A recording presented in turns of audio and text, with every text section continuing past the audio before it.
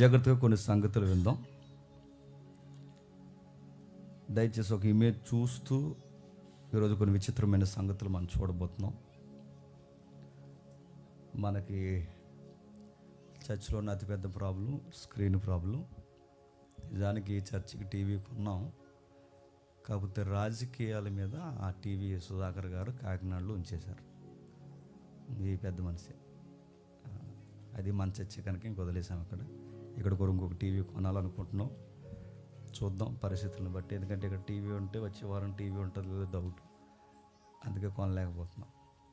సరే చూద్దాం. ఒక ఇమేజ్ని జాగ్రత్తగా అబ్జర్వ్ చేయండి. ఇది సిలువ సన్నివేశం. లాస్ట్ ఇయర్ నుండి మన చర్చిని ఫాలో అవుతున్నది ఎంతమంది ఉన్నారు? మీ హ్యాండ్స్ రేజ్ చేయండి. రైట్. కొత్తగా వచ్చే వాళ్ళ కోసం ఒక్కసారి జ్ఞాపకం చేస్తాను. పోయిన ఏడాది కొన్ని భాగాలు చెప్పి ఒక చోట ఆపేశాను నేను. 2000 సంవత్సరాల క్రితం సిలువ దగ్గర జరిగిన కొన్ని పాత్రలను గురించి మనం ధ్యానిస్తున్నాం. ప్రభు అయిన యేసుక్రీస్తు వారు లేఖనాల ప్రకారం బలైపోయాడన్నది బైబిల్ చెబుతున్న వాస్తవం. అయితే ఆయన సిలువ ఎక్కడానికి చుట్టూ ఎవరెవరు ఏ విధంగా ప్రవర్తించారు అన్నది ఆలోచిస్తూ ఇస్కరియోతు యోధ కోసం వరకు ఆలోచించి ఆగిపోయాను. గుర్తుందా? ఇస్కరియోతు యోధ స్టడీకి ఫైనల్ స్టడీ. ఎందుకు మళ్ళీ సిలువ ధ్యానాలకు మనం వచ్చామంటే, ఇప్పుడు ప్రజెంట్ క్రిస్టియానిటీకి లెంట్ డేస్ స్టార్ట్ అయ్యాయి కనుక మనం లెంటో ఆచరిస్తున్నామా ఆచరించట్లేదన్నది ఆ డిఫెన్స్ తర్వాత విషయం. కానీ తగిన సమయం కనుక అందరూ సిలువను గురించి ధ్యానిస్తారు కనుక అవును, మీరు జాగ్రత్తగా వినండి. ఆమె దగ్గర వర్తించదు. మీరు చూడండి. నేను అడుగుతున్నాను, ఆవిడ ఏడుస్తుందంటే అక్కడ ఏడుస్తున్నట్లేదు బైబిల్లో.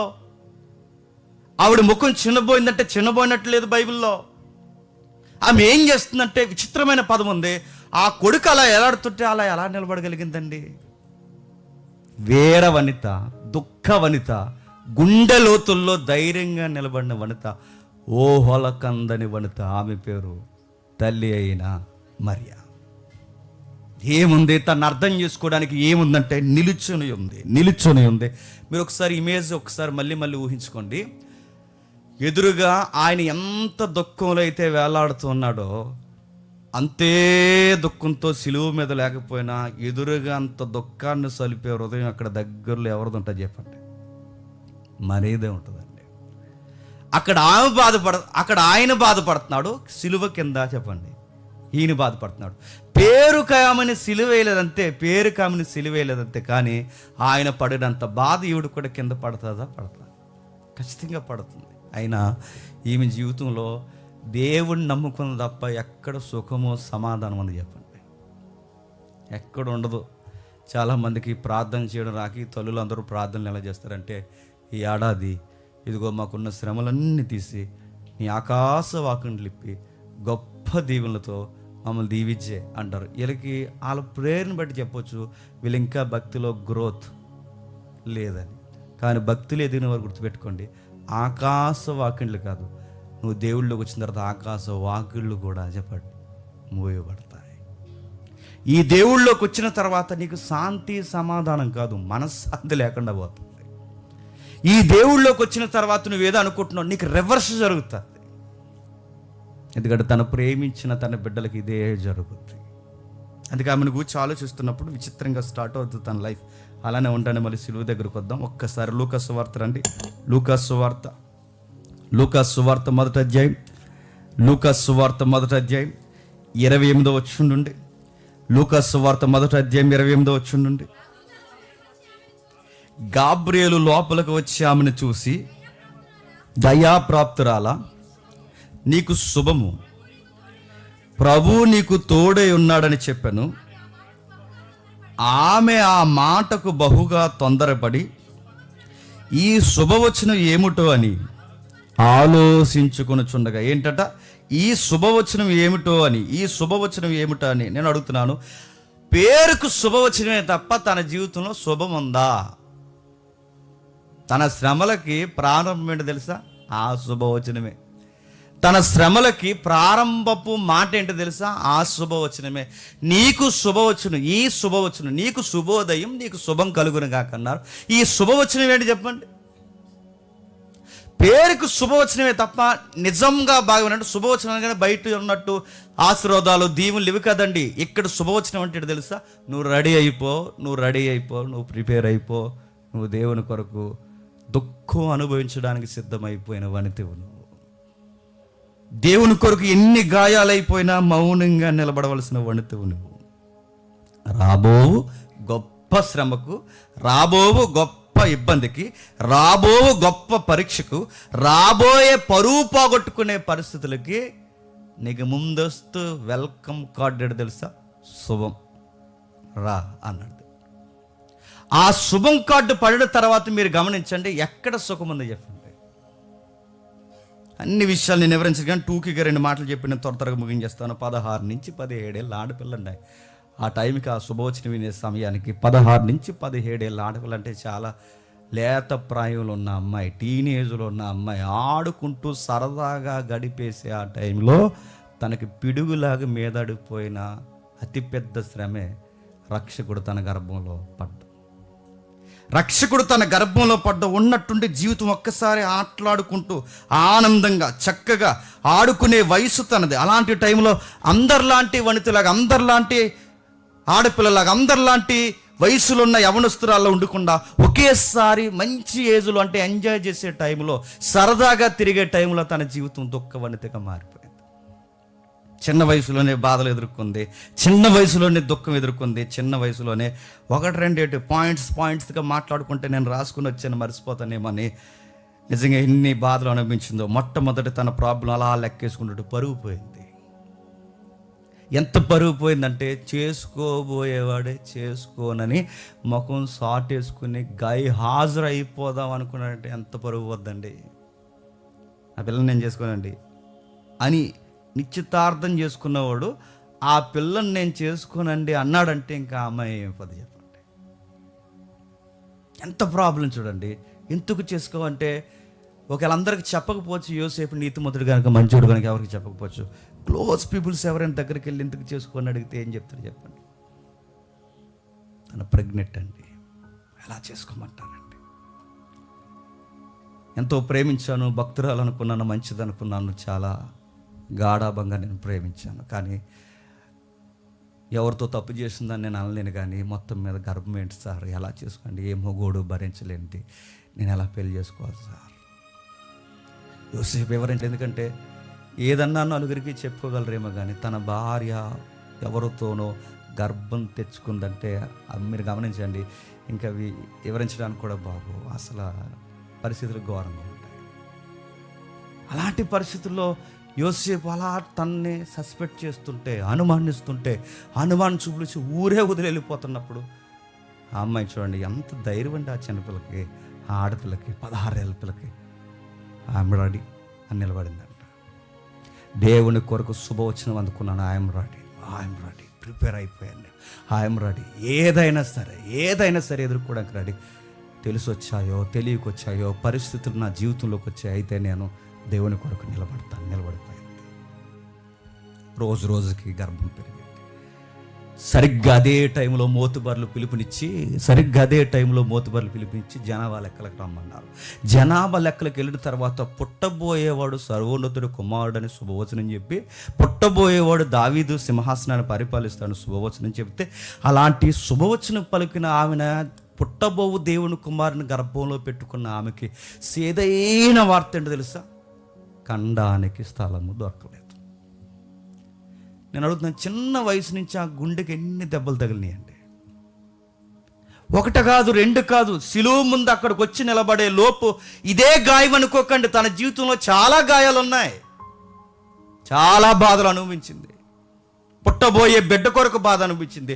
పుట్టబోయే బిడ్డని ఎక్కడ కనాలో సత్రములో స్థలము దొరకలేనందుకు రాత్రి నడివీధుల్లో రక్షకుడిని ఎక్కడ కనాలో తెలియక ఒక దిక్కుమాలిన గర్భానికి అన్నట్టు అటు ఇటు తిరిగి, ముక్కు ముఖం కనీసం ఎరిగిన వారు ఉన్నా మీరెవరో మాకు తెలియదు, సత్రంలో స్థలం లేదన్నప్పుడు ఎంతగా నిండి గర్భిణి ఏడ్చుంటే చెప్పండి. నిజానికి గర్భిణీలే ఆడకూడదు, ఏడవకూడదు అంతే. ఎందుకంటే చాలా వీడియోస్ మీరు చూడండి, నేను మొన్న ఒక వీడియో చూసినట్టు నాకు భయం వేసింది. లోపల ఇలా మమ్మీ ఏడుస్తుంటే లోపల ఆ ఎదుగుతున్న బిడ్డ ఏడుస్తుందండి. అంటే తల్లి ఎమోషన్స్ అన్నీ ఎవరి మీద పడతాయి చెప్పండి. కానీ ఈ గర్భిణీలకి మా వైఫ్ కూడా గర్భిణీ, వీళ్ళకి బుద్ధి లేని పని లేడు చెప్పిన ఆ టైంలోనే అన్నీ అంటుంటారండి. లాగిని అన్నీ ఆ టైంలో వినకూడదు, కొన్ని చూడకూడదు, కొన్ని మాట్లాడకూడదు, కొన్ని ఎమోషన్స్ ఫీల్ అవ్వకూడదు. ఎందుకంటే ఆ ఎఫెక్ట్ ఎవరి మీద పడుతుంది చెప్పండి? బిడ్డ మీద పడతారు. నేను అడుగుతున్నాను, గంటల్లో నిమిషాల్లో కనేసే ఆ తల్లి దేనికోసం ఏడ్చుంటుంది చెప్పండి? ఖండానికి ఏడుస్తుంది అనుకోవడం ఎంత అయితే చెప్పండి. కనీసం గౌరవం లేదేటండి అని ఖచ్చితంగా ఏడ్చుంటుంది చెప్పండి. ఖచ్చితంగా ఏడ్చుంటుంది. మరో మాట చెప్తున్నాను, అతి పెద్ద కష్టం మీద పశువుల పాకలో స్థలం దొరికితే ఆమె కనిన బిడ్డను ఎక్కడ పెట్టాలంటే, బాగా వినండి, ఎక్కడ పెట్టాలి? మంచి వస్త్రాల్లో కాదు, మంచి ఉయ్యాల్లో కాదు, మంచిగా ఎత్తుకోవడానికి వచ్చిన అత్తామామల చేతుల్లో కాదు. ఎక్కడ పెడతారంటే గమనించండి, పశువుల తొట్టులో. మీరు గమనించండి, పుట్టిన బిడ్డని ఇలా తీసుకొచ్చి పశువులు తొట్టొద్దు ఏమొద్దు, కానీ పుట్టిన బిడ్డని కనిన తల్లి ఎదురుగుంటా అలా కింద పెట్టేస్తే ఏమంటుంది చెప్పండి? ఏడ్చేస్తుంది, తట్టుకోలేకపోతే. నా బిడ్డని అలా పెట్టేస్తారు. పశువులు తిరిగే తొట్టి దగ్గర బిడ్డను పెట్టేసినప్పుడు తను ఎంత హృదయం విలవిల్లాడిపోయి ఉంటుంది. మరో మాట మీరు గమనించండి, ఆమెకు తగిలిన గాయాలు చెప్తున్నాను. శిలువ ముందు నిలబడింది అని చదువుకున్నాక ఆ నిలబడింది అన్నమాట అక్కడే కాదు, చాలా విషయాల్లో నిలబడింది. అప్పుడే కానీ బిడ్డను అల్లారు ముద్దుగా పెంచుకుని చూసుకుంటున్న టైంలో బాగున్నాడు, నిజంగా సర్వోన్నతుని కుమారుడు అన్నట్టుగానే ఉన్నాడని చూసుకున్న టైంలో ఒక జీవో రిలీజ్ అయింది. గవర్నమెంట్ ఆర్డర్ ఏంటంటే శిశువుల్ని చంపేయండి. రాజులే పుట్టిన బిడ్డలను చంపేయమంటే, సంహరించేయమంటే ఆ టైంలో ఆమె రక్షించడానికి ఆమె హృదయం ఎంత విలపించుంటుంది, ఎంత బాధపడు. గవర్నమెంట్ తిరగబడిపోయినప్పుడు ఎంత బాధపడి ఉంటుంది. మరో మాట చూడండి, ఆ గవర్నమెంట్ తిరగపోతే మరొక గవర్నమెంట్లోకి వెళ్ళిపోండి అన్నప్పుడు, దిక్కు మొక్కు తాను ఎరగని పరదేశి కనుక ఐగుప్తికి పారిపోండి అన్నప్పుడు, పసిబిడ్డను ఎత్తుకుని ముక్కు మొక్కం తెలియని ఏరియాకి, దేశానికి పారిపోతున్నప్పుడు ఆమెకి ఎలాంటి ఫీలింగ్ ఉంటుంటుంది చెప్పండి? గాబ్రియేలు పేరుకు శుభవచనం అంది. ఎక్కడ ఉందండి శుభం? కన్నప్పుడు లేదు శుభం, నిలబడినప్పుడు లేదు శుభం, బిడ్డను నిద్రపోచ్చినప్పుడు లేదు శుభం. ఇప్పుడు పరదేశ కంటే ఐగుప్తికి పారిపోండి. ఎవరు కనబడకుండా పారిపోండి. ముఖ్యంగా బిడ్డను తీసుకుని పారిపోండి అన్నప్పుడు ఆ బిడ్డ పుట్టిన దగ్గర నుంచి ఎక్కడుంది చెప్పండి? ఆ మరియ గుండెల్లో సంతోషం ఎక్కడా లేదు. మరో మాట చెప్తున్నాను, తన కుమారుణ్ణి, బాగా వినండి, తన కుమారుణ్ణి తాను ఎరిగిన ప్రజలే చూస్తుండగా తృణీకరిస్తుంటే ఆ హృదయం ఎంత విలవిల్లాడిపోయి ఉంటుంది చెప్పండి.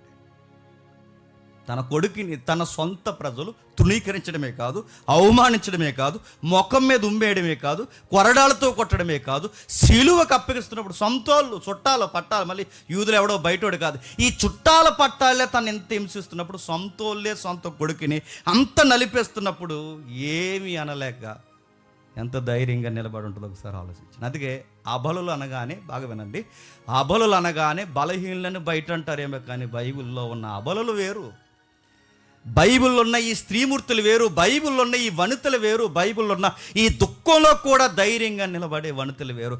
బయటున్న వనితులు దుఃఖం ఏదన్నా వస్తే ఫ్యాన్ అయిపు చూస్తారు, బయటున్న వనితులు ఏదైనా దుఃఖం వస్తే గ్యాస్ వెలిగించేసుకుంటున్నారు, బయటున్న వనితులను ఏమని అనండి రాజమండ్రి బ్రిడ్జ్ ఎక్కేస్తున్నారు, వాళ్ళని ఏమని అనంటే గోదావరిలోకో నూతులోకో ఏదైనా ఫ్యాన్లోకో ఏదో చూసుకుని నడుతున్నాను. నువ్వు బైబుల్ ఫాలో అవుతున్న వనితవైతే ఎదుర్కో, నిలబడాలా ఉండి అంతే. ఎన్ని జరిగినా చూడదుగా తల్లి మరి అని ఈ సిలువ ధ్యానాల్లో ఆ తల్లి అయిన మరిని చూడు గమనించి, ఒక దెబ్బ, 2 దెబ్బల, 3 దెబ్బల, ఎన్ని దెబ్బలు తిని తను ఎదుర్కొంటుందో చూడండి. ప్రభువును తన సొంత ప్రజలు దేశిస్తున్నప్పుడు ఎంత ఏడ్చుంటుంది, హింసించినప్పుడు ఎంత ఏడ్చుంటుంది, ఆయన్ని చంపాలని వడిగట్టినప్పుడు ఎంత ఏడ్చుంటుంది, ఎంత వేదనకు గురై ఉంటుంది. అల్లారు ముద్దుగా పెంచుకున్న తన కొడుకు నడినెత్తి మీద ముండ్ల కిరీటం పెట్టి గాయాలు పాలు చేసినప్పుడు ఎంత ఏడ్చుంటుంది చెప్పాలి. ఇదంతా జరగకముందే ఇలా జరుగుద్ది ఆయన గుండెల్లో కత్తి దింపేసిన మాట చెప్పాడు ఒక ఆయన, చెప్పండి, సుమియోను. ఎక్కడ చెప్పాడు చూడండి ఒకసారి, లూకా సువార్త 2వ అధ్యాయం, లూకా సువార్త 2వ అధ్యాయం 35వ వచనం. లూకా సువార్త 2:35 మరియు నీ హృదయములోనికి ఒక ఖడ్గము దూసుకొని పోవును.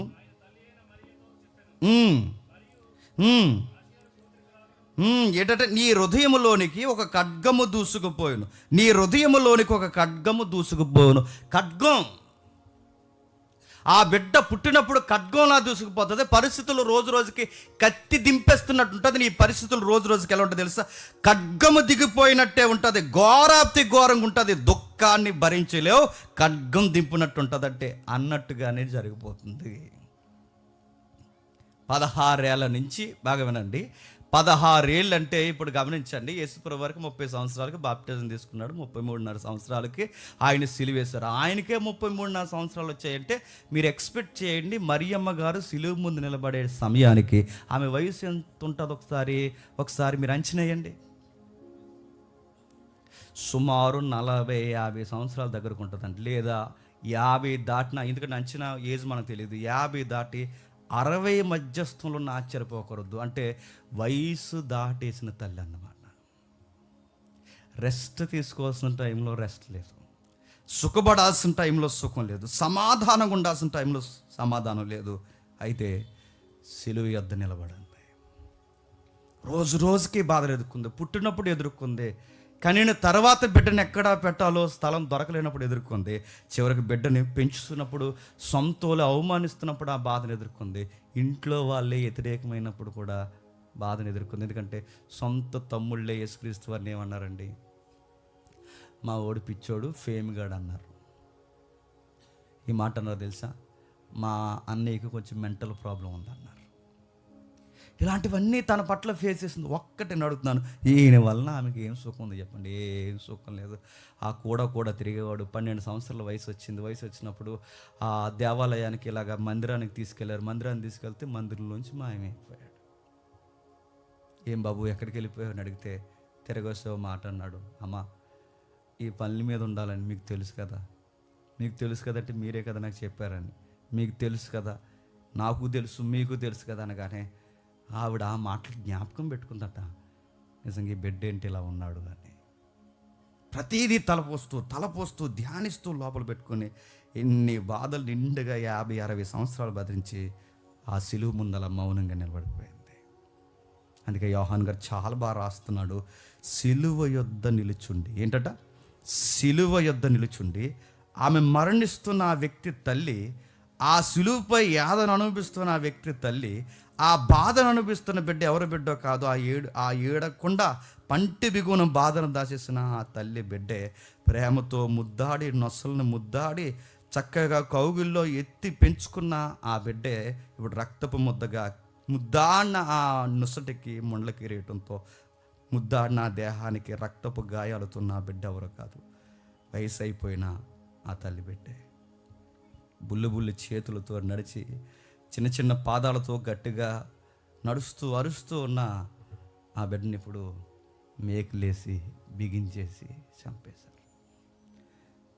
మనకి ఎంత పెద్ద వయసు వచ్చేసినా మన తల్లులకి ఎప్పుడు మనం చిన్నోళ్ళమే. చూసారా? 2 సంవత్సరాలు మన వయసు తక్కువ చెప్తారు. ఎప్పుడు మీరు గమనించారా?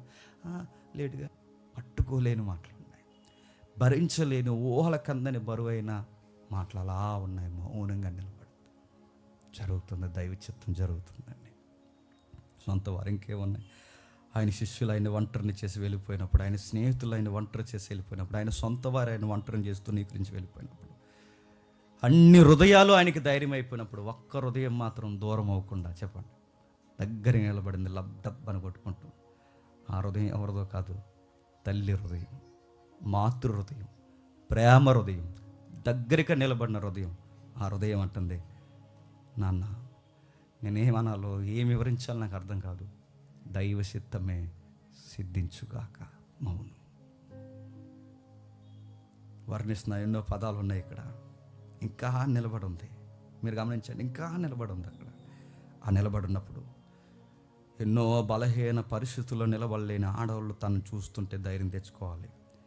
తనలోని దుఃఖాన్ని అణుచుకోలేక గట్టిగా ఏడ్చిన ఆడద కాదు మరియ. గుర్తుపెట్టుకోండి, తనలోని దుఃఖాన్ని అణుచుకోలేక గట్టిగా ఏడ్చిన అబల కాదు మరియ.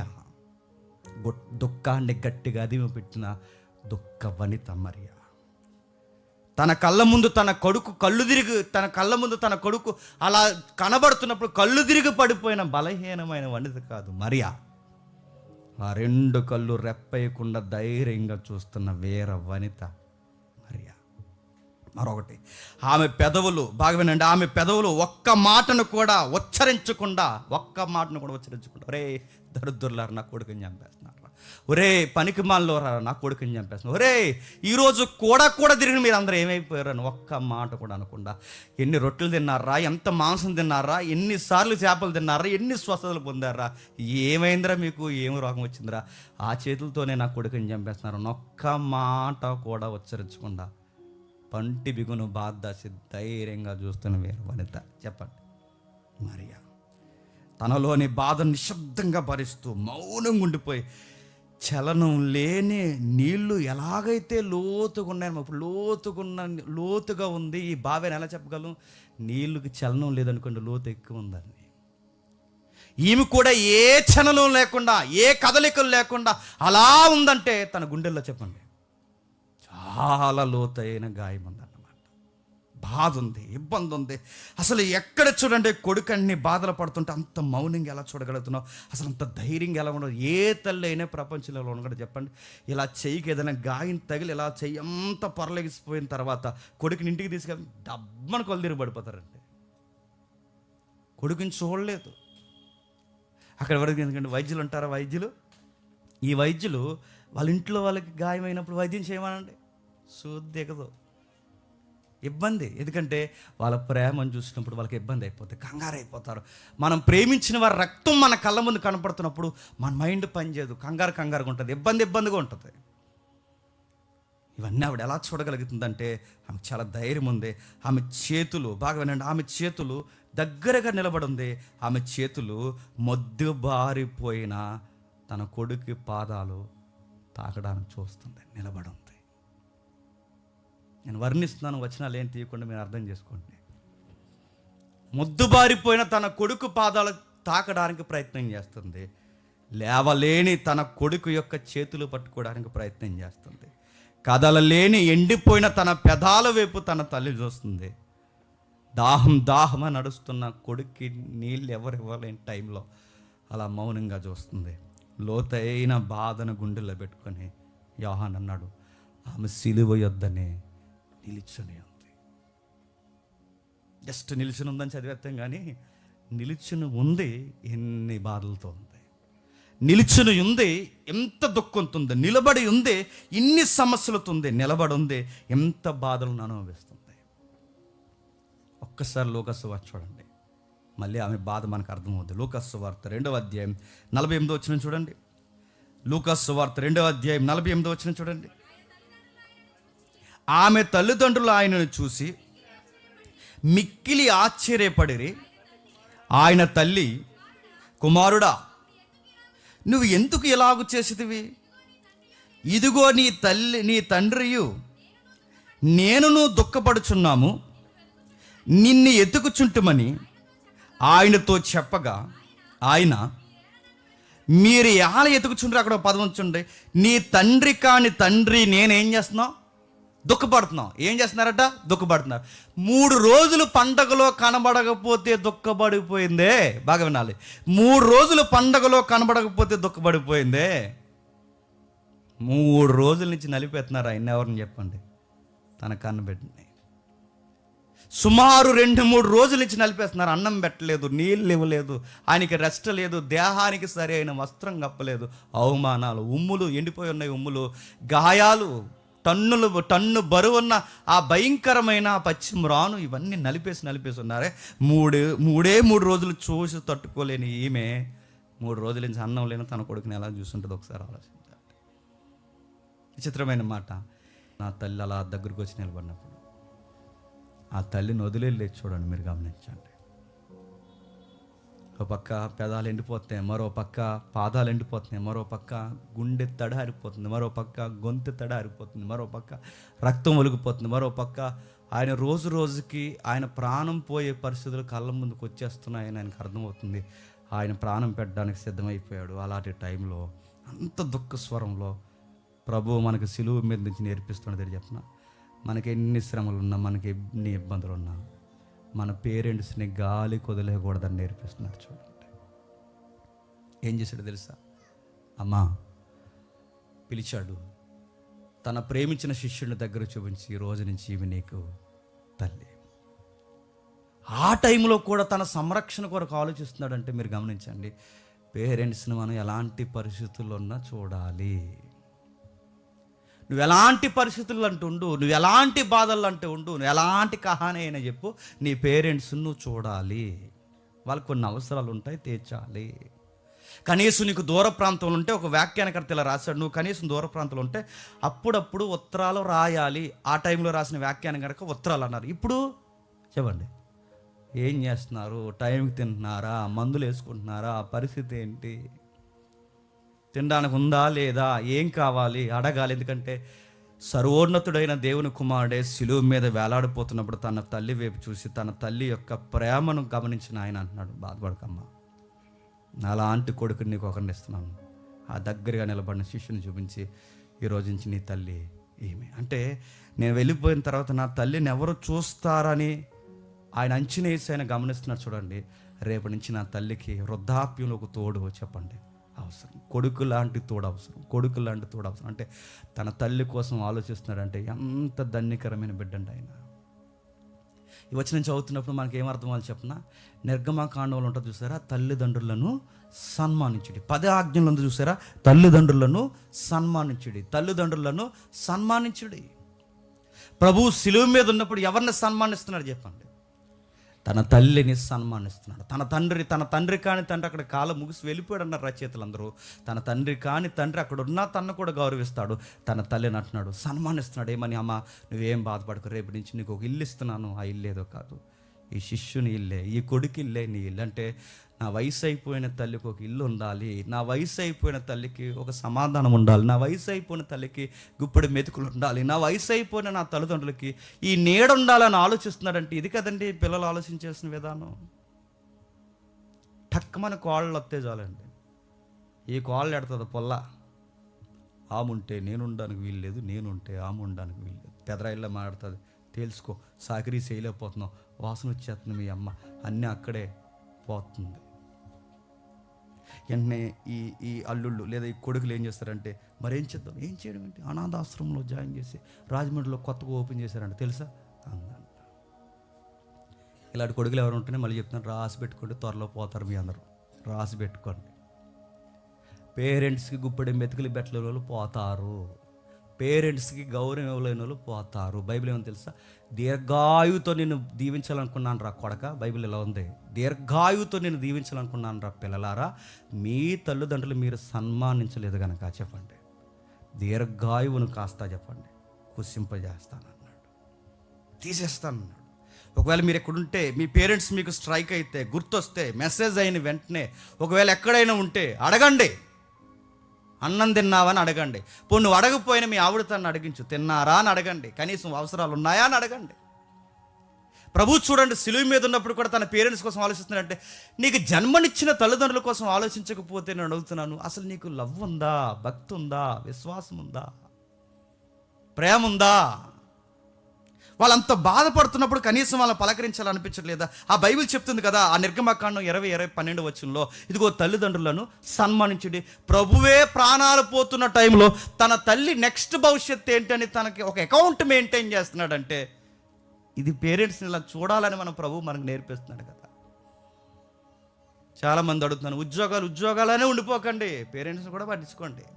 సంపాదన ఉండిపోకండి, పేరెంట్స్ని కూడా పట్టించుకోండి. నీ కుటుంబం అనే తిరక్కో, పేరెంట్స్ని కూడా పట్టించుకో, కుటుంబాన్ని చూడు, కుటుంబాన్ని పోషించు. ఎందుకంటే బైబిల్ దేవుడు సామెతలు ఎలా అన్నాడు, 23:22 వచనం ఒకసారి చూడండి. సామెతల గ్రంథం 23:22 వచనంలో, సామెతల గ్రంథం 23:22 వచనంలో ఏమంటున్నాడు చూడండి, నిన్ను కనిన నీ తండ్రి ఉపదేశము అంగీకరించు, నీ తల్లి మృదుమయందు ఆమెను నిర్లక్ష్యం చేయకి, వయసు ఆడుతూ నిన్ను ముద్దాడుతూ క్లీన్ చేసింది ఆమె. నువ్వు ఎన్నో విషయాల్లో నువ్వు అశుద్ధమైన పనులు చేస్తే ఎత్తుకుందామే. నువ్వు పక్కన పడుకున్నప్పుడు నువ్వు టాయిలెట్ పోసిన సిరాకు పడలేదు. ఆవిడకి వయసు అయిపోయింది, నేను ఎంతో ఆదరించింది, రమ్ము పాలు ఇచ్చింది, రక్తాన్ని తన కరిగించింది, రెక్కల కష్టం మీద మోసింది. దీన్ని చేసిన ఆమెను వృద్ధాప్య మంది వదిలేస్తే పుణ్యం అనుకుంటున్నావా? కోడలకు చెప్తున్నాను, కొడుకులకు చెప్తున్నాను, వినండి. పుణ్యం అనుకుంటున్నారా? జాగ్రత్త, వాళ్ళని వదిలేయకండి. ఎందుకంటే నిన్ను ఎవరైనా సుప్రీంకోర్టు అడుగుతుంది లేదో నాకు తెలియదు కానీ, ఎరా మీ పేరెంట్స్ చూస్తున్నావు లేదని సుప్రీంకోర్టు నిన్ను అడుగుతుంది లేదో నాకు తెలియదు కానీ, చెప్పండి, సుప్రీం అడుగుతాడు. సైన్యములకు అధిపతి యెహోవా అడుగుతాడు. ఎడ్రా మీ అమ్మని కనీసం వృద్ధాప్యను కూడా పట్టించుకోవట్లేదంట, ఎరా జేమ్స్ నిన్నే అని అడగడం అనుకుంటున్నారా? ఖచ్చితంగా అడుగుతాడు, ఖచ్చితంగా చూస్తారు. కనీసం వాళ్ళ అవసరాలు కూడా మీరు తీర్చలేకపోతున్నారంటే ఏంటని ఖచ్చితంగా అడుగుతాడు. ఎందుకంటే మన ప్రభు తన అవసరాన్ని తీరుస్తున్నాడు. మా అమ్మకి రేపు నుంచి ఒక ఇల్లు ఉండాలి, మా అమ్మకు ఒక రోజు ఒక కొడుకు ఉండాలి, నేను వెళ్ళిపోయిన తర్వాత దుఃఖాన్ని పంచుకునే ఒక తోడు ఉండాలి, కొడుకు లాంటి ఒక తోడు ఉండాలని సన్మానిస్తున్నాడు. చూడండి, తన తల్లి పట్ల విధేయత చూపిస్తున్నాడు, తన తల్లి పట్ల సన్మానాన్ని వ్యక్తీకరిస్తున్నాడు, తన తల్లి పట్ల లోతైన దుఃఖంతో ఉన్న తన తల్లితో మాట్లాడుతున్నాడు. ఇక చిట్ట చివరి మాట్లాడుతూ తన తల్లిని దగ్గరగున్న శిష్యుడికి చెప్పండి అప్పగం చేస్తున్నాడు. ఎదుగా చూడండి సార్, నేను వెళ్తున్నాను అన్నట్టు. ఇక నేను వెళ్తున్నాను, నా తండ్రి చిత్తము నెరవేర్చి నేను వెళ్ళిపోతున్నాను, నా తల్లి జాగ్రత్త. ఒక సంరక్షణకు అప్పగిస్తున్నాడు. చూడండి, ఒక బాధ్యతగా. మీరు కూడా అప్పగించాడు కదా, అనాథాశ్రమంగా అప్పగించేకండి. కొడుకుల్లాగా తల్లుల్లాగా చూసుకునే వాళ్ళు ఎవరైనా ఉంటే అప్పగించండి. వాళ్ళ కాంటాక్ట్లో ఉండండి, వాళ్ళ ఇష్టాలు నెరవేర్చండి. ఎందుకంటే ఇది మన ప్రభు ఇష్టపడే కార్యక్రమాల్లో ఒక ఇష్టమైన కార్యం. మన పేరెంట్స్ని మనం చెప్పండి చూడాలి. ఈ మాట అంటున్నాను, ఏమి ఇబ్బంది పడకండి. ఇబ్బంది పడినా పర్లేదు, మీరు ఇబ్బంది పడినా పర్లేదు, మారండి, చాలదే, నన్ను తిట్టుకున్న పర్లేదు. చాలాసార్లు ఫేస్బుక్లో కామెంట్లు రాస్తారు చూసారా, నీ మహిళా దినోత్సవం కదా ఎందుకు లేని చదువుతలేదు నేను. అందులోని చాలాసార్లు చదువుకుని నవ్వుకుంటాం మనం. పెళ్ళైన తర్వాత అంటే అండి, భార్య తాలూకులు అందరూ చుట్టాలు అయిపోతారండి. భర్త తాలూకే చెప్పండి, ఎవడు చుట్టం ఉండండి. ఫంక్షన్ అయిందంటే ఇంట్లో అడావుడు ఎవరు తిరుగుతారు చెప్పండి? భార్య తాలూకులే. మన బ్యాచ్ ఎవడు. ఎన్నిసార్లు మీరు గమనించండి, మీరు ఎప్పుడైనా మీరు గమనించండి, ఆవిడ గారు తాళీకి వస్తే ఎంత కిచెన్లో ఎంత బిజీగా ఉంటుందో. మన తాళీకి వస్తే ఉప్పు అయిపోద్ది, పప్పు అయిపోద్ది, రైస్ అయిపోద్ది, గ్యాస్ అయిపోద్ది. అది ఎవడో రాజనగర్ నుంచి పెట్టాడు, అప్పుడు ఎవడో వీడియో మీరు చూసారు లేదో, సినీ ఇండస్ట్రీకి వెళ్ళిపోయాడండి. మీరు చూడండి, ఇవలాంటివి అదే వద్దు. మన పేరెంట్స్ ఎలాంటి వాళ్ళో చెప్పండి, భర్త పేరెంట్స్ కూడా చెప్పండి, అలాంటి వాళ్ళే చూడాలి, వాళ్ళు పట్టించుకోవాలి, ఖచ్చితంగా గమనించాలి. మరో విషయం, ఆ 19వ అధ్యాయం 25వ వచనం చదువుదాం. అక్కడ రాయబడిన మాట ఒకసారి, లోతైన జ్ఞానం ఉంది అక్కడ, ఒకసారి చదువుదాం, చూద్దాం ఒకసారి.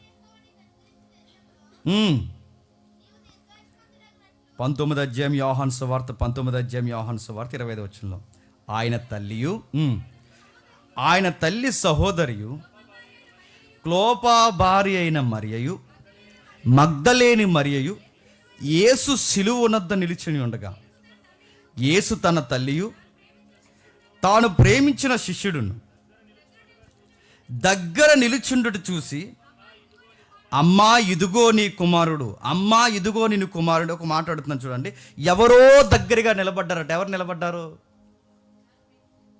చెప్పాలి? ఎవరో దగ్గరగా నిలబడ్డారట. అక్కడ నిలబడింది ఎవరు? మరియ నిలబడింది, మరొక మరియ సహోదరి నిలబడింది. వీళ్ళందరూ నిలబడ్డమే కాదు, ఎవరో ప్రేమించిన శిష్యుడు నిలబడ్డాడట. ప్రేమించిన శిష్యుడు నిలబడ్డాడంటే మరి శిష్యులందరూ గెత్సేమనే వరంలో పారిపోయారుగా. నిలబడ్డాడంటే ఈ శిష్యుడు ఎవడో మళ్ళీ తిరిగి వచ్చాడు. 12 మంది శిష్యులు ఒకేసారి పారిపోయినప్పుడు, ప్రభువును ఒంటరిగా చేసి తన శ్రమల్లో వదిలిపోయినప్పుడు అది చాలా చేదైన అనుభవం. తనతో నిరంతరం ఉండే శిష్యులు తనకిష్టమైన సమయంలో, ప్రభువుకి ఇష్టమైన సమయంలో కష్టం వచ్చినప్పుడు కనబడకుండా పారిపోయారు, అందరూ పారిపోయారు.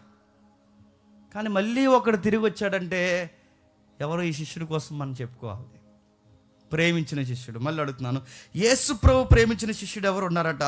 ఎవరో ఉన్నారు యేసు ప్రభు శిష్యుడు. ఆయన గురించి ఆలోచిద్దాం. ఆయన శిష్యుల వైఖరి ఆ రాత్రి ఏం జరిగిందో ఒకసారి చూడండి. అదే మత్తయి సువార్త 26వ అధ్యాయం, అదే మత్తయి సువార్త 26వ అధ్యాయం 31వ వచనం, అదే మత్తయి సువార్త 26వ అధ్యాయం 31వ వచనం. యేసుప్రభువు వారు తన శిష్యులను చూసి, ఈ రాత్రి మీరందరూ నా విషయమై నా విషయమై అభ్యంతరపడుదురు. అనగా గొర్రెల కాపరిని కొడతారు, మందలోని గొర్రెలన్నీ చెదిరిపోతాయి. ఏమన్నాడండి? నా విషయమై అభ్యంతరపడతారు. మనము కూడా మీరు గమనించండి, ఎప్పుడు అభ్యంతరాలు వస్తాయి చెప్పండి? అలాగా అన్నీ వెళ్ళిపోతున్నా అభ్యంతరం రావండి. అలాగా ఏదో ఒక శ్రమ వస్తుంది చూసారా చెప్పండి, అప్పుడు అభ్యంతరాలు వస్తాయి. యేసుప్రభు వారు కూడా తిరిగినప్పుడు, రొట్టెలు పెట్టినప్పుడు అభ్యంతరాలు లేవు, స్వస్థతలు భరిస్తున్నప్పుడు అభ్యంతరాలు లేవు, జనాలు తండోపతండాలకు వచ్చినప్పుడు అభ్యంతరాలు లేవు. ఎప్పుడు అభ్యంతరం వచ్చేసిందంటే మీరు గమనించండి, ఆ రాత్రి తన విషయమై అభ్యంతరపడతారు. ఎందుకు? ఒక చిన్న అలలాగా ఒక పెద్ద ఉప్పెన తయారైపోయింది. ఆయన అరెస్ట్ చేశారు, తన బంధించారు, గెత్సెమనే వనంలో బంధించారు. ఒక్కసారే కూడా ఉంటానన్న శిష్యులు తలక్రిందులైపోయారు. ఒక్కొక్కడు ఒక్కొక్క మాట మాట్లాడారు. అదే ప్రకారం శిష్యులందరూ 35 వచనం చెప్తున్నారు చూడండి. అదే ప్రకారం 26వ అధ్యాయం 35 వచనం మత్తయి సువార్త. అదే ప్రకారం శిష్యులందరూ చెప్పారట. ఇదే ప్రకారం పేతురు ఎలా చెప్పాడో వీళ్ళందరూ ఎలా చెప్పారు, అందరూ చెప్పారట. ఏమని చెప్పాడు? పేతురు ఒక మాట చెప్తాడు. ఏమని? ఎవరైనా నేను వదిలిపోవచ్చేమో కానీ చెప్పండి, నేను మాత్రం నేను వదిలిపోను. అందరూ అదే మాటతో ఏకస్వరంతో చెప్పారట. అందరూ చెప్తున్నారు ఏమనంటే, నిన్ను మేము వదిలిపోము, నిన్ను మేము ఎక్కడికి వదిలిపోము, నిన్ను మేము ఇదిగో ఒక శిష్యుడుగా మేము ఏం చేస్తాం తెలుసా, నిన్ను ఫాలో అవుతాం. అయినా నీకు మాట చెప్తున్నాం ప్రభా, మేముండగా నిన్నేవాడు ప్రభా చేసేది. ఇన్ని కబుర్లు చెప్పిన వాళ్ళందరూ పేతురు ఒకటే చెప్పలేదట. ఎవరు చెప్పారు చెప్పండి? అందరూ చెప్పారట. అస్సలు నీ మీద ఏ కూడా వాళ్ళదు, అస్సలు నీకేం జరగదు, అసలు నథింగ్ బియాండ్, ఏం జరగదు, ఏం జరగదని ఇన్ని కహానీలు చెప్పిన వాళ్ళు అందరూ అలా చెప్పారు. అంటే పేతురు ఎంత బిల్డప్గా చెప్పాడో అందరూ అలానే చెప్పారు. ఒక్కసారే శ్రమ వచ్చేసరికి అందరూ ఏం చేశారు చెప్పండి? పారిపోయారు. అందరూ ఉంటానన్నారు, అందరూ వదిలి వెళ్ళిపోయారు. అందరూ మాట ఇచ్చారు, అందరూ మాట చెప్పారు. ఇప్పుడు చెప్పండి, వాళ్ళ మాట ఇచ్చిన వారు మాట చెప్పారు, మాట చెప్పిన వాడు మాట మాత్రం నెరవేరుతుంది. ఇప్పుడు వాళ్ళ చెప్పింది సత్యమా, ఏం చెప్పింది సత్యమా చెప్పండి? వాళ్ళేమన్నారు? మేము ఎక్కడికి పోము, నీతో ఉంటామన్నారు. ఈయనేమన్నారు? మీరు అస్సలు ఉండరు అబ్బాయి, ఒక్కడు నాతో అన్నారు. అభ్యంతర పడిపోతారు అన్నారు. అభ్యంతరపడి ఇప్పుడు ఈయన చెప్పిందే నెరవేరుతుంది, ఈయన చెప్పిన సత్యమే నెరవేరుతుంది. ఎందుకు నెరవేరుతుందో తెలుసా? వీళ్ళ ప్రార్థనలో బలహీనులండి వీళ్ళు. అసలు ఈ టైంలోనే యేసుప్రభుతో నిలబడాల్సింది వాళ్ళు. ఒకవేళ రక్షకునితో ఈ టైంలో వాళ్ళు నిలబడి ఉంటే ఎంతో కొంత వాళ్ళకు ఆయనకు ఊరటిచ్చేవారు. కానీ సరిగ్గా ఆ టైంలో ఏం చేశారు తెలుసా? అభ్యంతర పడిపోయారు. పేరు చెప్పని శిష్యులు అభ్యంతర పడిపోయారు. ఒంటరి అయిన శిష్యుడు అభ్యంతర పడిపోయారు. ప్రతి ఒక్క శిష్యుడు అభ్యంతర పడిపోయారు. అభ్యంతరం అంటే ఏంటండి? మూలపదం ఏమని తెలుసా? అభ్యంతరం అంటే నింద వేయడం అన్నమాట, అపవాది వేయడం అన్నమాట. ఏమని నిందేస్తారు, ఏమని అపవాది వేస్తారంటే దానికి సూత్రం ఒకటే. దానికి ఏం చెప్తారు తెలుసా? అభ్యంతరం అంటే దానికి కారణం ఇలా చెప్తారు. అంటే అభ్యంతరం అంటే ఈయనతో ప్రాబ్లమ్స్ వచ్చేలా ఉన్నాయిరా అని ఆ టైంకి సైడ్ అయిపోవడమే చెప్పండి అభ్యంతరం అంటే ఇక ఈయనతో మనకి ఫ్యూచర్ లేదని డిసైడ్ అయిపోవడమే చెప్పండి అభ్యంతరం అంటే. ఈయనను పట్టుకుంటే మంద మీద, గొర్రెల కాపర మీద కొరడా పడ్డాది అంటే గొర్రెలమైన మన మీద కూడా పడతాయని గొర్రెలు కాపర్ను వదిలేసి పారిపోవడమే చెప్పండి అభ్యంతరం అంటే. ఇంక ఈయనతో మనకి ఎలాంటి పొంతన లేదని చెప్పుకోవడమే అభ్యంతరం అంటే బొంకేస్తున్నారు, నిందలు మోపేస్తున్నారు, ఇక ఈయనతో మేము ఉండలేమంటున్నారు. ఎందుకంటే ఉన్నామని చెప్పారు అనుకోండి, ఎవరు పీక పట్టుకుంటారు చెప్పండి? వీళ్ళ పీక కూడా పట్టుకుంటారు. ఉన్నామని ఒక్కసారి వాళ్ళు ఒప్పుకున్నారు అనుకోండి, వాళ్ళ పీక కూడా పట్టుకుని ఆ సరసాల మధ్యలో లేదా ఆ కొరడాల మధ్యలో వాళ్ళని కూడా నిలబెట్టి కొడతారు. అందుకే ఆ శ్రమను తట్టుకోలేక వీళ్ళు ఏమన్నా తెలుసా? ఆ శ్రమను తట్టుకోలేక ఏమనంటే ఇంక ఇంత మాకు చెప్పండి సంబంధం లేదండి. అందుకేనండి నిమ్మలంగా ఉన్నప్పుడు అన్నీ బాగుంటాయండి. చిన్న అల ఏదోటి వచ్చినప్పుడే చెప్పండి ఈ దేవాడెవడో చెప్పండి, ఉండేవాడెవడో, సిప్పెక్కి పారిపోయేవాడెవడో అన్నీ అప్పుడే తెలుస్తాయండి సరిగ్గా అప్పుడు. అందుకే ఏదో ఒక అల రావాలి, తుఫాన్ రావాలి, ఇబ్బందులు రావాలి. ఆయనే నేను అడుగుతున్నాను, ఆయనను వాళ్ళ వదిలిపోయారంటే ఈ మాట నేను ధైర్యంతో అంటున్నాను, ఏమనుకోకండి శిష్యుల్ని ఎలా అనేసానని. ఆయనను వారు వదిలి వెళ్ళిపోయారంటే కారణం ఏంటి చెప్తున్నా? దైవశక్తి వాళ్ళని వదిలేసింది. గుర్తుపెట్టుకోండి, రక్షకుడిని వదిలి వెళ్ళిపోయారంటే దైవశక్తి వాళ్ళని వదిలేసింది. ఈరోజు నేను అడుగుతున్నాను, ఏదన్నా యేసుప్రభు నమ్ముకున్న తర్వాత శ్రమ వస్తే మళ్ళీ పాత మతాల్లో కలిసిపోవట్లేదండి.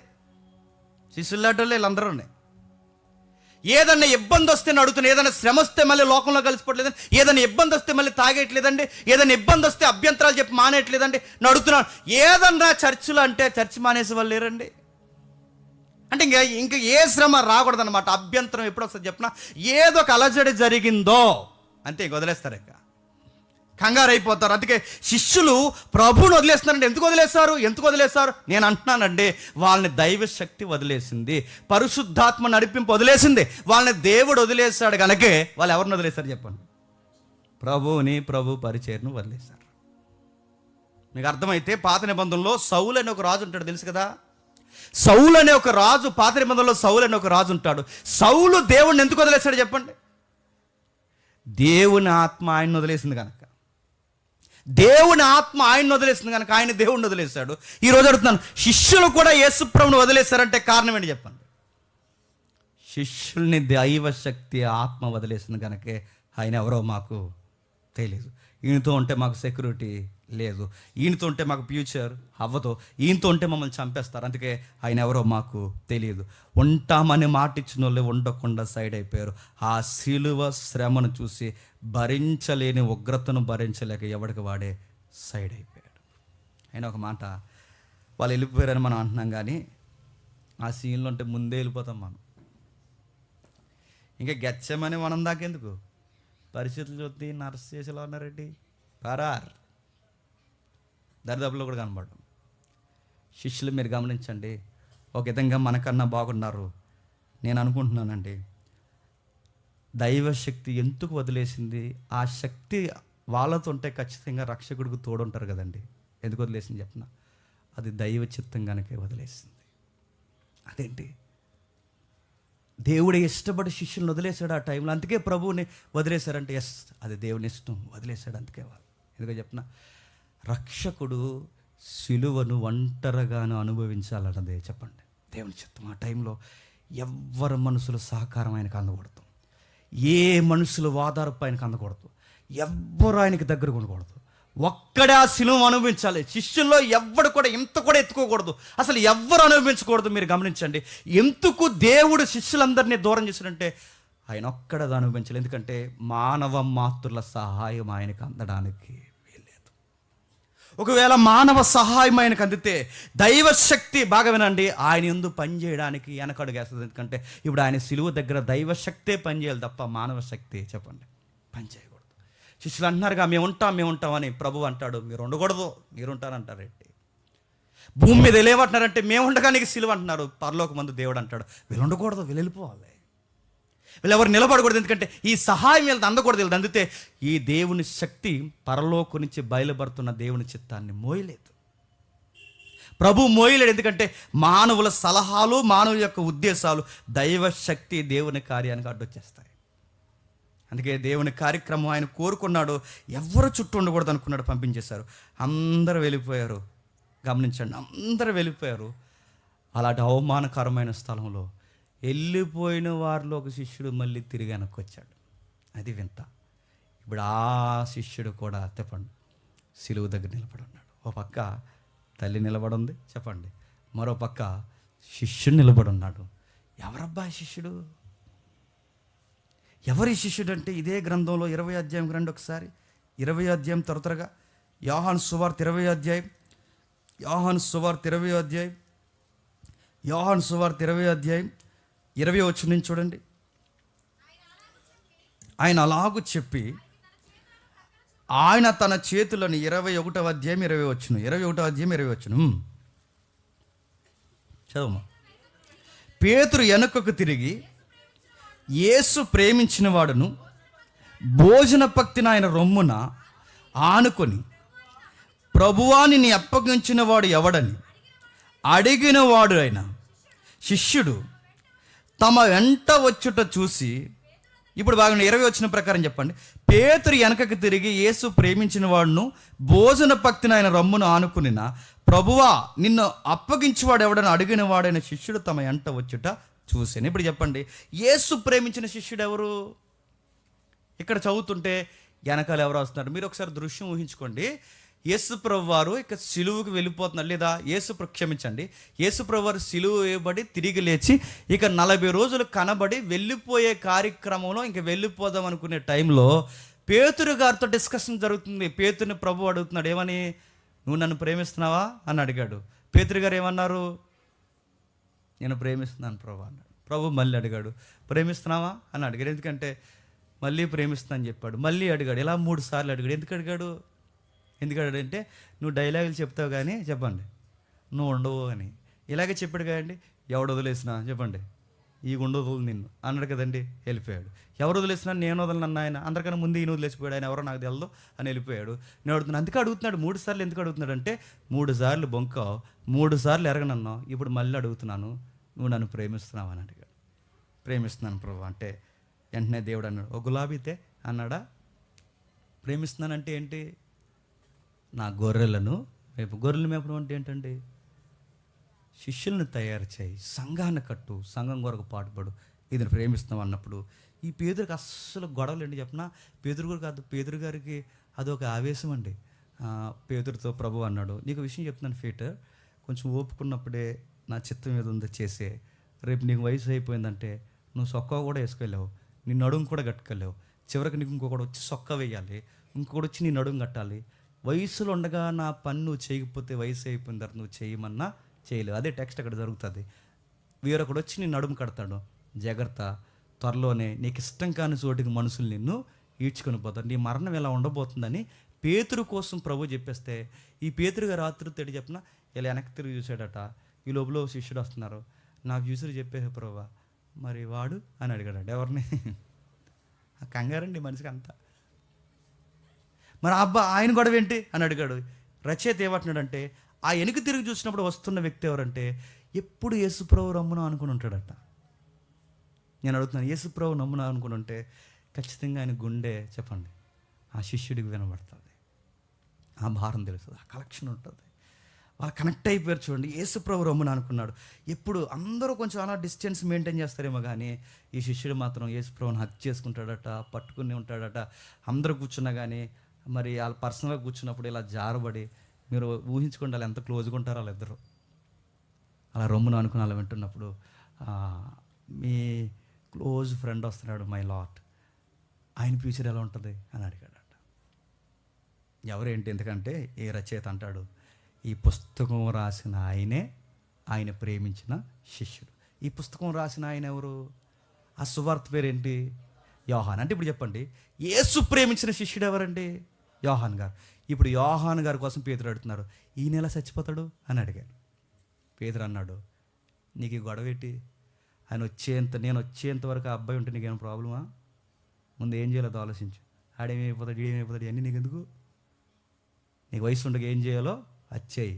అయినా నేను 2వ రాకల్లో వచ్చేంత వరకు అవసరమైతే ఉంచుకుంటాను, లేకపోతే తీసుకెళ్ళిపోతాను. జాగ్రత్త, వాళ్ళ గురించి ఆలోచించుకుని నీ పని ఏం చేయాలో నువ్వు చెయ్యని పేదరికి చెప్పాడు. మనకు కావాల్సిన టెక్స్ట్లో ఇప్పుడు యేసు ప్రేమించిన శిష్యుడు ఎవరంటే చెప్పండి, యోహాన్ గారు. ఇప్పుడు యోహాన్ తిరిగి వచ్చి నిలబడ్డాడు ఎక్కడ చెప్పండి? సిలువ దగ్గర.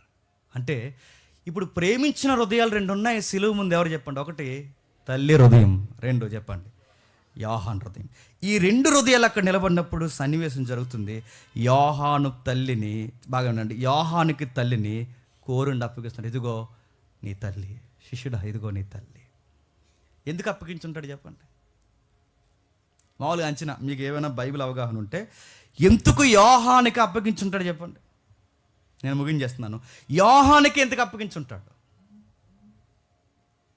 దగ్గర ఉన్నాడు కాబట్టి అప్పగించాడండి, దూరం ఉన్న అప్పగిస్తాడు అని జనరల్ థింక్ చెప్పకండి. ఎందుకు అప్పగించుంటాడు? ఒక మాట నేను చెప్పనా, రచయితలు రాసిందే నేను చెప్తున్నాను. 30 సంవత్సరాల్లో చక్కటి కొడుకుని లోకానికి బలైపోవడానికి సిద్ధపరిచి బలైపోతుంటే దగ్గర నిలబడి చూస్తుందంటే ఆ తల్లి మామూలు తల్లి కాదు. ఆ కొడుకుని పెంచిన విధానం మామూలు విధానం కాదు. మీరు గమనిస్తే ప్రపంచం ఏమవబోతుందో దర్శన గ్రంథం రాయాలి అంటే చక్కటి ట్రైనింగ్ ఇచ్చే తల్లి యోహాన్కి ఎవరు చెప్పండి? మరీ తప్ప ఇంకెవరెవరండి? ఈయనను ఈమె దగ్గరికి ఎందుకు చేశాడు, ఈమెను ఇతని దగ్గరికి ఎందుకు తెచ్చారంటే వీళ్ళిద్దరికి ఆ తీవ్రత ఉంది. లోక కళ్యాణం కోసం ఏదైనా త్యాగం చేసే తీవ్రత ఉంది వీళ్ళిద్దరికి. అందుకే అందరూ పోయారు కానీ ఆ ఒక్కడ మాత్రం వచ్చినట్టు ఆ మాట ఎలా ఉందండి. అందరూ పోయారు, అందరితో పాటుపడు కానీ ఉండలేకపోయాడు, తట్టుకోలేకపోయాడు. ఏమైపోతున్నాడు అన్నం పెట్టినోడు, ఏమైపోతున్నాడు హృదయానికి రోజు జారబడి ఉండేవాడిని ఏమైపోతున్నాడు అని. అందరూ పోయి రకరకాల పనులు ఉన్నారు కానీ ఆ హృదయం ఉండలేకపోయింది. అందుకే చూడండి, ఆ హృదయము, ఈ హృదయము, తల్లి హృదయము, ఈ యోహాను హృదయము, ఆ పైనున్న హృదయం, ఈ ముగ్గురు హృదయాలు ఒకటి కనుకే దేవుడు కనెక్టింగ్ చేస్తున్నాడు. మీరు గమనించండి.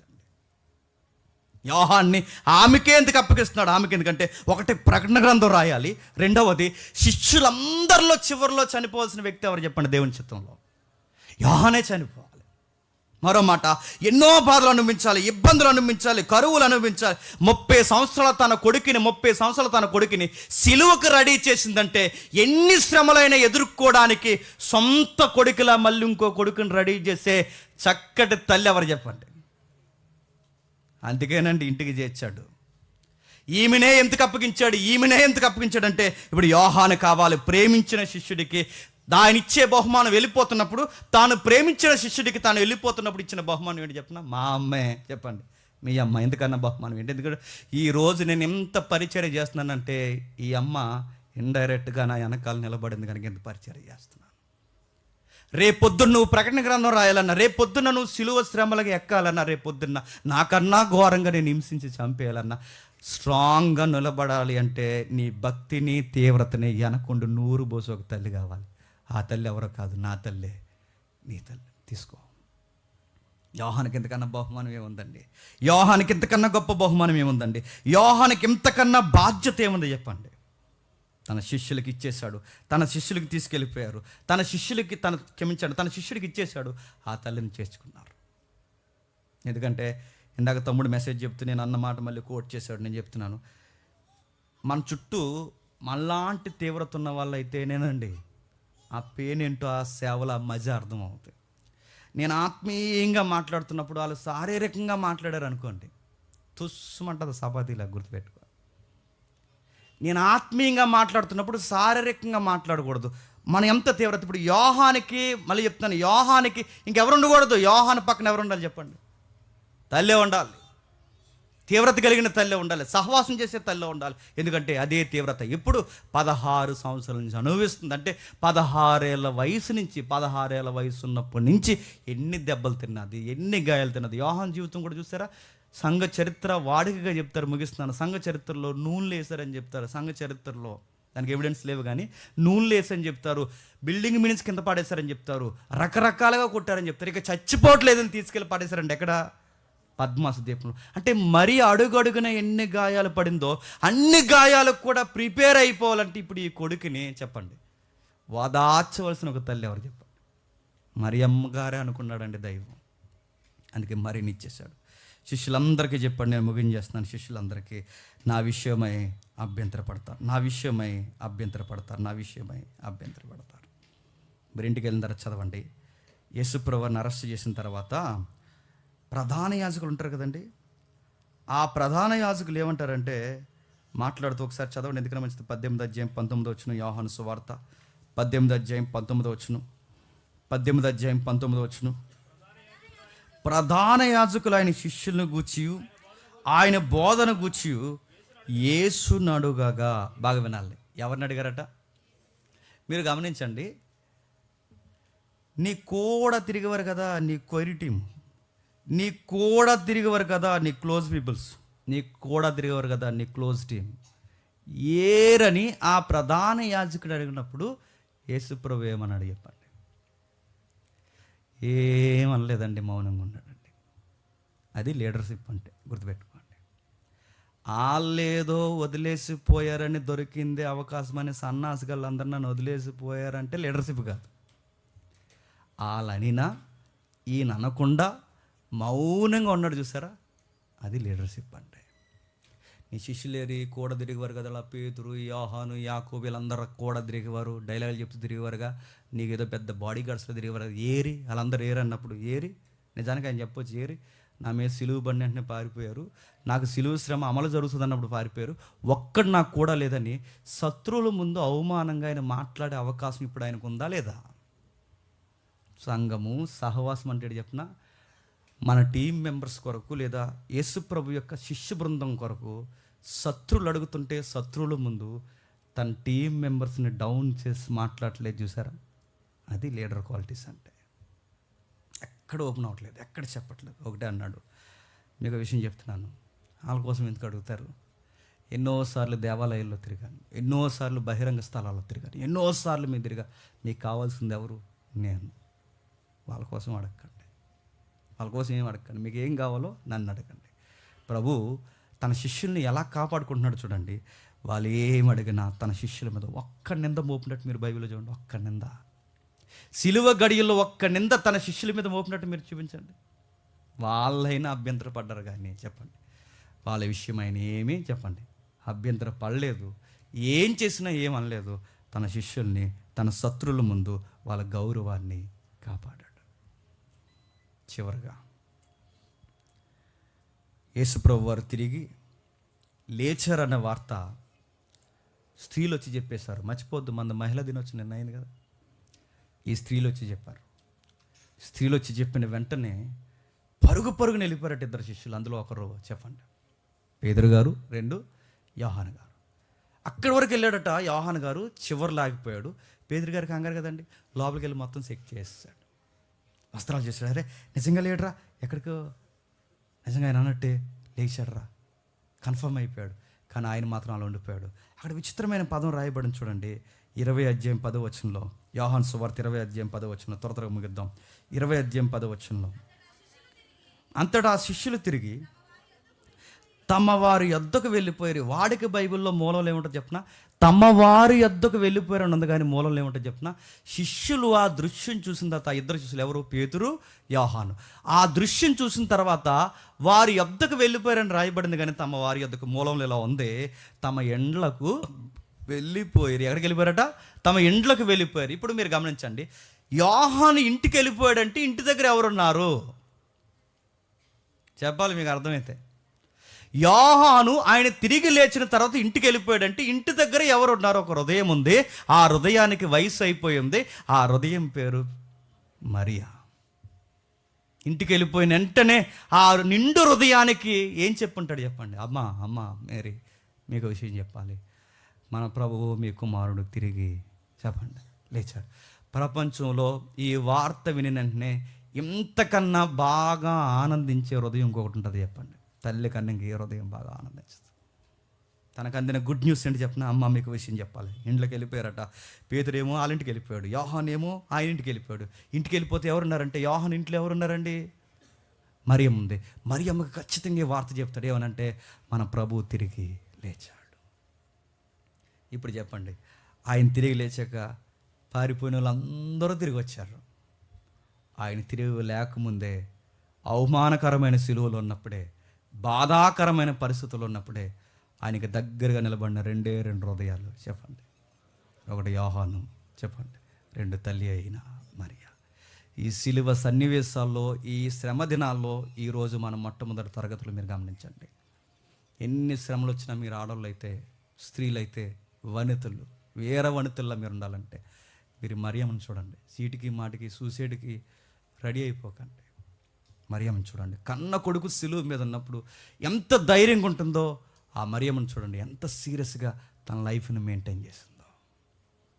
కళ్ళు తిరిగి పడిపోవడం కానీ, గట్టిగా అరవడం కానీ ఇలాంటివి ఏమీ బైబిల్లో రికార్డ్స్ లేవండి. అంటే ఎంత బాధను ఎక్కడ పెట్టుకుని చెప్పండి. అలా ఉండాలి క్రైస్తవ వనితలు అంటే. సీమ టపాకాయలాగా పేలిపోకూడదు. నాకు తెలుసు నేను అనవసరంగా చేసుకున్నాను, నాకు తెలుసు ఆ రోజు వద్దని ఆడిని చేసుకున్న బాగుండి అనకూడదు. ఏమైనా బాధ వచ్చినట్టు మీ పెళ్లి సంబంధం గుర్తొచ్చేది. ఏమైనా బాధ వచ్చినా ఎవరు గుర్తొచ్చేద్దరు చెప్పండి. ఆ రోజు నాకు కలెక్టర్ సంబంధం వచ్చింది, ఆడికి ఓకే చెప్పకుండా నువ్వు పెద్ద సోగ్గడు అని నేను చేసుకున్నా, ఇలా పేలిపోకూడదు, గుర్తుపెట్టుకోండి. ఏమొచ్చినా ఓపిగ్గా జరగనియండి. ఎందుకంటే క్రైస్తవ వనితులకు ఉండాల్సింది ఏంటి చెప్పినా, ఓపిగ్గా ఉండాలి, భరించాలి. జరగనియండి, అలా జరగనియండి. ఏడ్చారు అనుకోండి లోకమైపోతారండి, ఏడవకండి. మన కన్నీళ్ళు విలువ తెలియని వాళ్ళ దగ్గర ఏడవకండి. ఆ ధైర్యంగా ఉండండి, ఓపికగా ఉండండి. మరియమ్మ 16 సంవత్సరాలు అంటే సుమారు 16 ఏళ్ళ వయసు ఎప్పుడు ఉన్నప్పుడు నుండి ఏడ్చింది. రెండో హృదయం యోహాను తెలియక పారిపోయాడు. ప్రేమను వదలలేక మళ్ళీ తిరిగి వచ్చాడు. ప్రభువా, నేను ప్రేమించిన నాకు బహుమానం ఏంటంటే మా అమ్మనే మీ అమ్మగా ఇచ్చేస్తున్నాను, ఎందుకన్నా బహుమానం ఏం కావాలి, తీసుకో. ఈ 2 హృదయాలు ఆ రోజు నిలబడ్డాయి.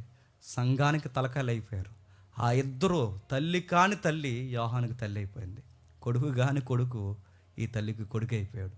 యేసు ప్రభు లేని లోటుని యోహాను తీర్చాడు.